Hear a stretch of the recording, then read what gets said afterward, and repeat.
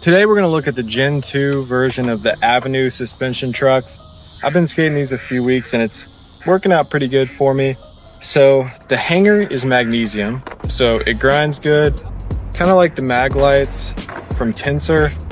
You've got a steel base plate that has some kind of spring built in there.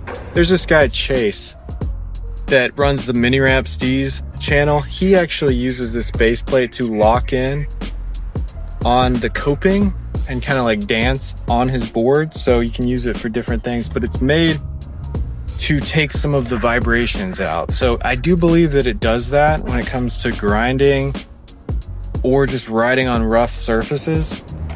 The axle is made of chromoly, so kind of like BMX frames, so it should be kind of strong on the axle. So what they've improved is they've given you a little more kingpin clearance on the hangers. So I remember when I reviewed the original Gen 1 version like 10 years ago, I was getting hung up on the kingpin a lot, and I haven't had that problem at all so far. They turn good, they're really bouncy. A lot of people that have skated them just appreciate the bounciness and how it kind of takes out some of the vibration. Definitely a good truck for street skating. I skated them on this rough, unwaxed ledge, and that's where they really thrived. It felt really good, especially with the base plate, because that base plate really locks into nose slides on concrete ledges. I've heard some people say that it pinches on steel ledges. I haven't had that problem. It does kind of squeak, but it didn't really pinch for me. I've liked this setup. This deck is really worn out. I've been skating this deck for a couple months, but I had a lot of pop. I do believe that these actually do increase your pop. It's a different kind of pop though. It's kind of a delayed pop, so it's like a trampoline. Like it pushes down and it takes a little bit longer to pop because it's a taller truck and because it has that spring to it. But once you do pop, I do believe they kind of throw you up and spring up a little bit more than normal trucks for sure. Yeah, I've liked this truck. It's good on the mini ramp. I know that Mini Ramp Steez dude, Chase, he skates these on mini ramp all the time, and I do think it kind of locks in well for a tall truck. And for a truck that has a lot of turn, you do feel locked in, kind of like Thunders, you know, not quite the pinch of Thunders probably because they're a little bit taller, a little bit squirrelier, but they do pinch and lock in on 50/50s and stuff in the mini ramp. I think my favorite thing about this truck is flip tricks. The flip tricks feel really good.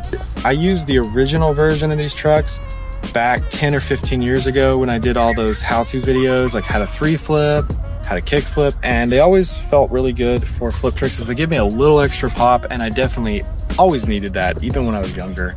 I struggled a little bit with manuals at this park.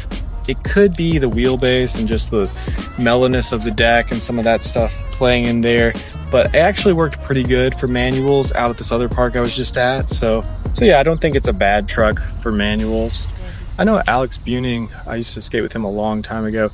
He skates for Avenue, and he definitely did a test on his channel at the shred quarters and said that they grind farther. I haven't really tested that out, but they do grind smooth. I've found like just riding through the grass that it kind of goes farther than a regular board because it takes some of that impact off. I think my favorite thing about the trucks is just the way they feel when you're carving around the park at night. They're bouncy, they take some of the impact off. If you're doing little 3-flips and stuff, you definitely don't feel a lot like on your knees and stuff. Now, I don't know if it's actually better for your joints and better for your knees. It would take a long time to actually test that. I don't have any knee problems or joint problems, so that's not something I'm really testing out. But so far, just skating them for a little while feels really good. So I'm gonna work on another video about these and also another video about the Grind King Locker 2s. I'm comparing different trucks right now, as you guys know. I'm letting other people skate them every skate park I go to. I'm waiting on this new skate park that's actually completely done. We actually have a new skate park that's amazing and it's totally done, but we're not allowed to skate there until October because they have to get all the legal stuff done. So I want to ask one favor of you guys. I have a channel called Average Cat Dad, and it's being shadow banned really bad. It was getting really good views, especially in the shorts for a while. And then overnight, it started getting 0 views. I can't even get it to get a single view from the algorithm or from the over 3,000 subscribers on that channel.